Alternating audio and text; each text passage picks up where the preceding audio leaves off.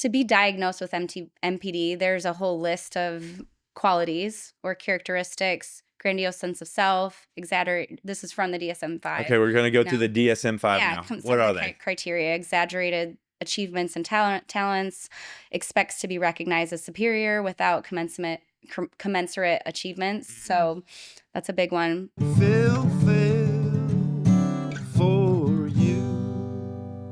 Preoccupied with fantasies of unlimited success, power, brilliance, beauty. Okay.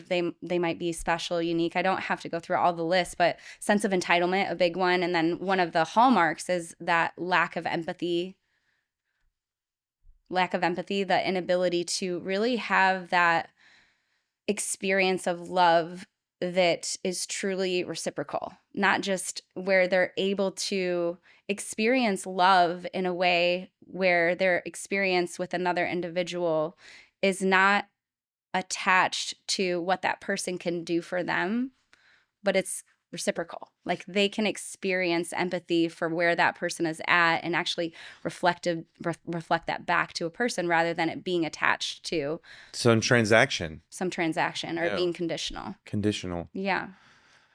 And how many of those do they have to meet before they get the diagnosis? You have to meet at least 5 or more of the following, and there's several, but I see narcissistic traits show up all the time in clinical practice and just in the world, but that doesn't mean that I'm going and diagnosing an individual with narcissistic personality disorder. I might be using that as, okay, I'm perceiving that. I'm noticing that we might have some personality driven traits here. Mm-hmm.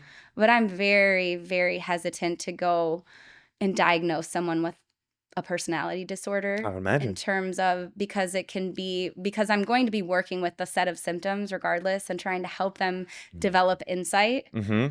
And a lot of the traits that when someone comes into practice, they might have narcissistic traits or borderline traits, and they might be coming to me because maybe they had this huge scandal or something happened or their life it could be acute. It could be some life thing happened and now they're expressing that way. Yeah, and it could look like they're having a really they're in a depressive episode, but then as you delve deeper, you start to see, oh, okay, maybe this person's self-identity has been challenged in some way, or they've had this experience where it's just broken down.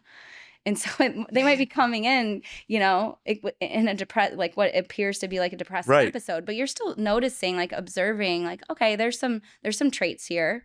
Is there like a narcissism that I just had this idea that what if the holistic aspect, what if you changed a handful of those things, like got them sleeping every day for 8 hours and got them eating healthy and exercising? Could narcissism personality disorder go away if they dial in their lifestyle? So I would say in this case, this is less tied to like lifestyle changes, because most of how it shows up is in their interpersonal life and in their relationships with other people. And that's across a variety of different contexts. Yeah.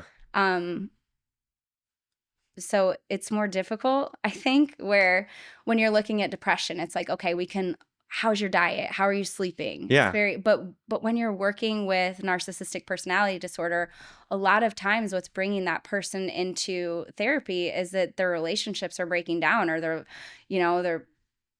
they're not able to see how their traits might be impacting people in the workplace. Maybe they're in a position of power, but they can't see how their inability to experience empathy is impacting their employees. Like continue working even though you have a sick child at home. Yeah.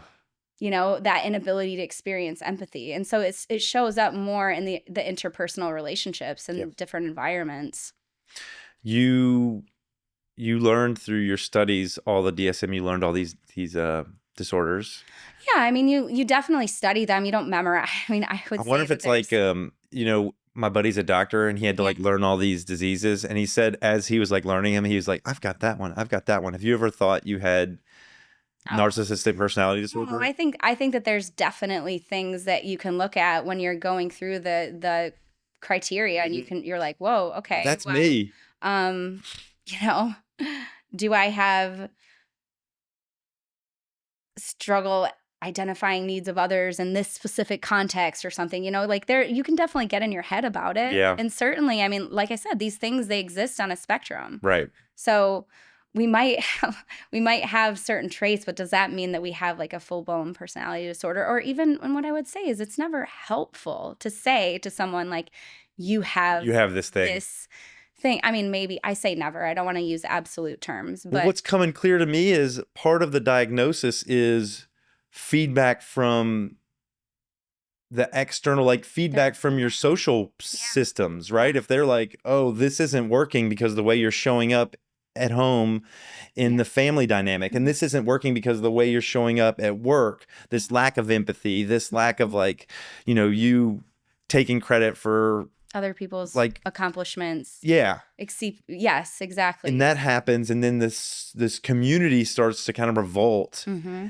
And then that probably drives isolation or being ostracized, or which can be a downward spiral in itself. So oftentimes what you see when someone with those traits, their sense of self is challenged, then you can often see what they refer to it as like narcissistic rage. They respond with anger. They might respond with anger or reactivity, or they might, on the opposite end, withdraw, pull themselves away, withdraw from others, become socially isolated. Because this is, again, on the vulnerability side, thinking of themselves as maybe special or no one gets me. Their sense of, no one gets me. That's a big one, right? Like no one understands me. No one can see what I've gone through. Yeah. And it's a really interesting thing. I've done a lot of self-reflection on this too, because I think when we see this in our culture, this term being thrown around, I think it's, for one, I think it's not helpful, but it also doesn't, if we over-identify and we're just calling someone else a narcissist, are we able to see how our own behaviors? It's very easy when someone has really strong personality-driven traits like that, where you can say like they're on the extreme end of the grandiosity scale, then oftentimes there is a victim. And oftentimes individuals who narcissists will often attract with very empathic people. And that's if they could take advantage of. Because there's a narcissistic supply. But when that breaks down and so if you think about their relationship with a narcissist might look in the beginning, it might look drastically different. It might look like a lot of when we say the term love bombing. Yeah, love bombing. That's what I was thinking. Yeah. Where it might look like very extravagant trips or gifts, or just, oh my gosh, I've never met anyone like you. Because they're like pulling them in. Yeah. And I would say it's not always intentional. It might even be completely subconscious. Not always, but yeah. These people aren't like putting together a plan on their computer. Like, first I'm going to love bomb, then I'm going to, it's part of their default mode network, if you will. Like it's how they've experienced love from this conditional way, and it's seeing it as being almost receiving love in a way that felt transactional, or maybe they were overly praised without their accomplishments really matching.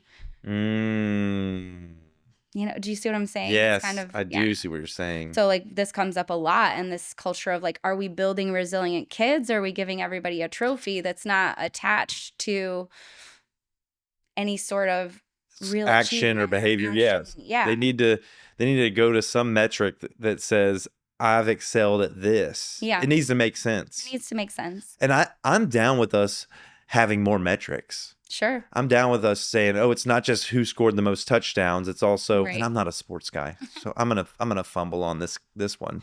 I just used a sports one, but how many touchdowns, but also how many people blocked somebody who was running fast, or maybe got a ball out of the sky that was meant for somebody else, or somebody who, like, just a bunch of different ways to demonstrate success. Right. Well, we talk about it too. It's like that experience with frustration and that learning space. And if we're just providing accolades without it being attached to achievement, without our children actually experiencing any sort of frustration as a result of losing. Yeah. How do you build resilience? Yeah, I got an aside here. I was listening to